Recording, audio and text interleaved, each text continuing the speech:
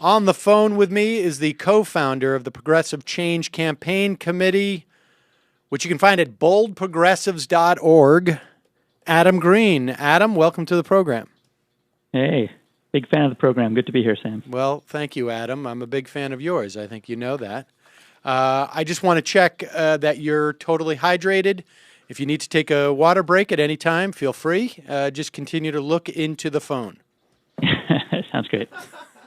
Adam, you should be a comedian. Well, yeah, I've been told that. I've also been told I shouldn't be. So that balances it out. All right, let's start. Now, and I want to get to, after we talk, let's first start with the State of the Union. And then I want to also talk about a campaign that you guys are involved in. Well, you're involved in a bunch of them, but one dealing with Mitch McConnell. But let's also just start with the campaign that you guys are involved in basically making sure that any deal that is cut relative to avoiding the sequester, or any deal, I guess at that point, does not involve cuts to benefits to Medicare or Social Security. It was announced by the president's spokesperson the other day that the cuts to Medicare in the form of raising eligibility age were off the table. To our understanding, cuts to Social Security via the so-called change CPI is still on the table. I want to play a clip of the president last night that where he deviated from his prepared text, and I want you to just we'll just talk about that. This is President Obama talking about the idea that we wouldn't raise any revenues, but we would cut Medicare or Social Security. Let's play this. To hit the rest of our deficit reduction target, we should do what leaders in both parties have already suggested and save hundreds of billions of dollars by getting rid of tax loopholes and deductions for the well-off and the well-connected. After all, why would we choose to make deeper cuts to education and Medicare just to protect special interest tax breaks? How is that fair? Why is it that deficit reduction is a big emergency, justifying making cuts in Social Security benefits but not closing some loopholes? How does that promote growth? So, Adam, there was a line that was different from the prepared text in there that was added. Why is deficit reduction a big emergency, justifying cuts in Social Security benefits but not closing some loopholes? Give me your analysis as to what that may or may not signal. Yeah, that line can be read a couple ways. And I guess some context is that this president is very, very good at choosing his words, right? So he'll get up in front of a crowd and say, we must not slash Social Security benefits, and everybody will applaud. But slashing is different from cutting or trimming or tweaking, right? Right. Most people would not interpret that as opening up a line of threat against Social Security, but those who are actually following it carefully would see that. This line last night, why is it the deficit reduction is a big emergency, justifying cuts in Social Security benefits, not closing some loopholes? That sounds like he's saying we should close loopholes. We shouldn't cut Social Security benefits. But the way it's actually constructed is, why is it that deficit reduction is a big emergency, justifying cuts in Social Security benefits? He's almost saying that as truth, but not closing some loopholes. It essentially could be read as lining up, one of his, balanced approach ideas, which is if we're going to cut Social Security benefits, we must also close loopholes. And that's in the context of this truth that I'm saying, which is this is an emergency justifying these cuts. Right. So it's a little bit scary. It's really scary because for activists like myself, it kind of demobilizes the troops, right? Most people read that and say, oh, he's great. But there's really a threat out there, and that's what we're worried about. And this is the point. And I know that some people will say we're being a little bit nitpicky here, and there was a lot to be commended in that speech overall, and we'll talk about that in a moment. But this is something that is this is something that you folks have been following for quite a while, and I've been following for quite a while. We know that since January of 2009.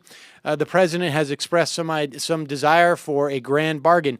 Now, the optimist in me looks at this and says, we know what an anathema to raising revenues is to the Republicans.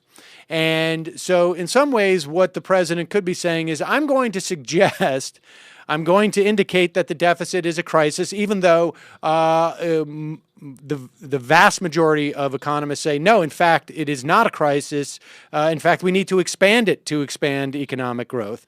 But aside from that, it's also perhaps his way of saying, like, well, I'm willing to put our sacred cows on the table if you're willing to put your sacred cows on the table, all the while knowing that he's not going to do this, that they're not going to put those sacred cows on the table.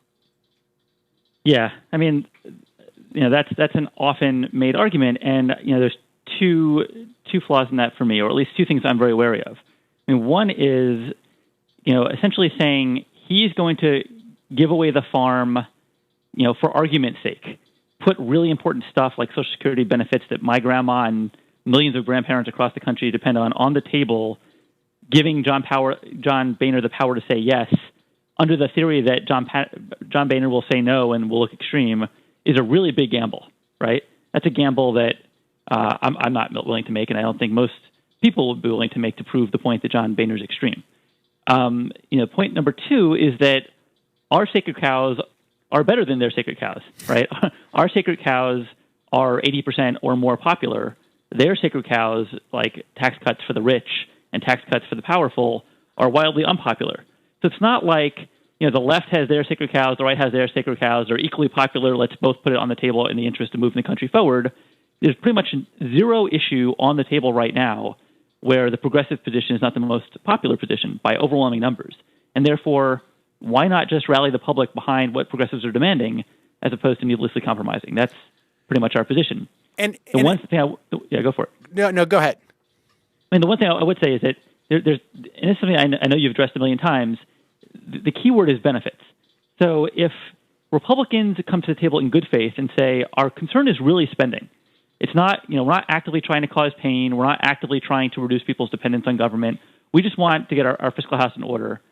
And our response is, great, let's save $130 billion by letting Medicare and Medicaid negotiate prices with the drug companies. And if we want to achieve savings in those entitlement programs by getting rid of basically the corporations ripping off taxpayers, then great. We can all agree to that, right? So the word entitlements is the wrong word. It's the word benefits. But what it seems like is that Republicans actively want to cause pain for people and make them have less faith in the government. And that's what we have to stand against. And I will extend your second point, not just about it being a risky thing to put on the table, but look, the president had a very, on balance, a very progressive agenda that he laid out in this speech. And very little of it is going to be able to pass as the government is currently constructed. We know that the Republicans are going to obstruct virtually all of these policies. That is what they do. So at the end of the day, the aspects of this speech that I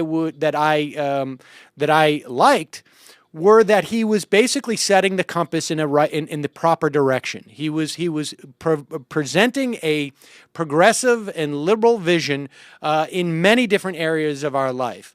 And I applaud that. But the idea that he would float the idea of cutting Social Security benefits is pushing the compass in the wrong direction. So to the extent that we can appreciate all the other things that we're going to go through in this speech, we have to necessarily take issue with the compass going in the wrong direction in terms of Social Security benefits. I mean, that to me seems, self-evident. You can't enjoy the speech for its rhetorical power and for its being a bully, the use of the bully pulpit, without seeing the use of the bully pulpit functioning to undercut the legitimacy of Social Security.